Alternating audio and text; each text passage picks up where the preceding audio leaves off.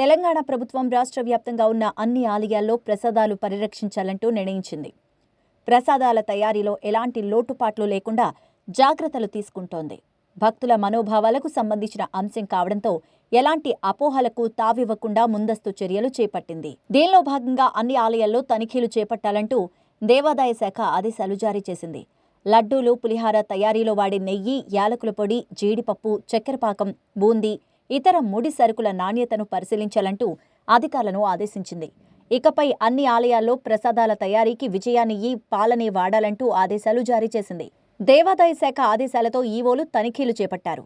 రాష్ట్రంలోని ప్రముఖ ఆలయాలైన వేములవాడ, యాదగిరిగుట్ట, భద్రాచలం, బాసర, హనుమకొండ, భద్రకాళి ప్రసాదాల్లో వినియోగిస్తున్న నెయ్యి, ఇతర పదార్థాలను పరీక్షల కోసం ఇప్పటికే హైదరాబాద్లోని ల్యాబ్కు అధికారులు పంపించారు.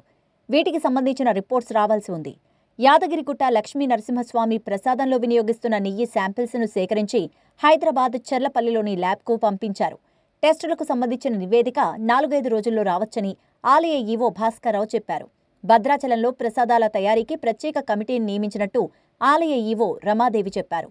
ముందస్తు చర్యల్లో భాగంగా నెయ్యి శాంపిల్స్ను టెస్టులకు పంపించామన్నారు.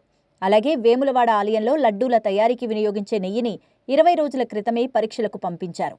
బాసర సరస్వతి అమ్మవారి ఆలయంలో ప్రసాదాల తయారీకి చాలా రోజులుగా కరీంనగర్ డైరీ నెయ్యిని వాడుతూ ఉండగా దేవాదాయ శాఖ ఆదేశాలతో వారం నుంచి విజయ డైరీ నెయ్యిని వినియోగిస్తున్నామంటూ ఈవో విజయ రామారావు చెప్పారు. హనుమకొండలోని భద్రకాళి టెంపుల్లో ఫుడ్ సేఫ్టీ అధికారులు తనిఖీలు చేపట్టి ప్రసాదాల నాణ్యతను పరిశీలించారు. శాంపిల్స్ సేకరించి హైదరాబాద్ ల్యాబ్కు పంపించారు.